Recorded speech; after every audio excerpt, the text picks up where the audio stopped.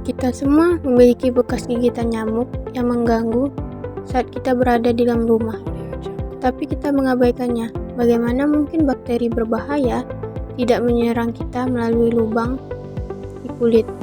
Itu semua karena di dalam tubuh ada yang namanya sistem kekebalan.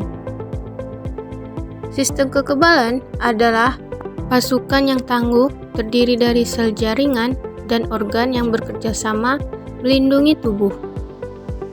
Yang pertama, sel darah putih atau leukosit. Leukosit beredar melalui tubuh melalui berbagai pembuluh darah. Kita memastikan bahwa tidak ada pengunjung tidak diinginkan yang dapat mempengaruhi tubuh kita. Ada dua jenis sel yang membentuk divisi lokasi, yaitu fagosit dan limfosit. Fagosit adalah sel pertama yang merespon keadaan darurat. Maka, kamu memotong sendiri di dapur. Saat memasak, celah di kulit ini merupakan pintu gerbang yang sempurna bagi kuman dan berbagai bakteri berbahaya yang masuk.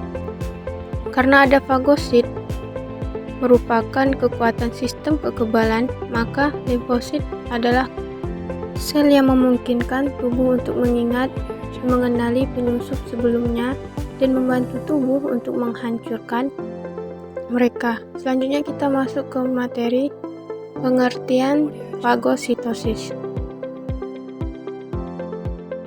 Fagositosis adalah suatu mekanisme pertahanan yang dilakukan oleh sel-sel fagosit dengan mencerna mikroorganisme atau partikel asing, menghancurkannya berkeping-keping. Jenis-jenis sel fagosit.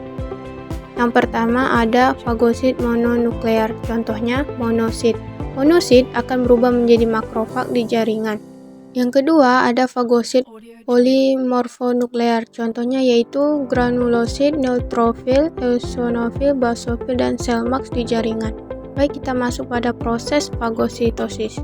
1. Pengenalan, 2. Pergerakan atau kemotaksis, 3. Perlekatan atau adesi, 4. Penelanan atau igesti, dan kelima pencernaan atau digesti.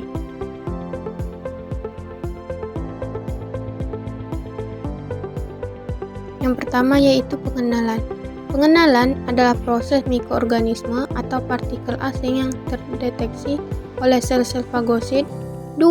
Ada pergerakan atau kemotaksis sel fagosit yang akan bergerak menuju mikroorganisme atau partikel asing tersebut yang mengeluarkan semacam zat kemoatraktan seperti kemokin yang dapat memikat sel fagosit. Yang ketiga yaitu perlekatan atau adesi.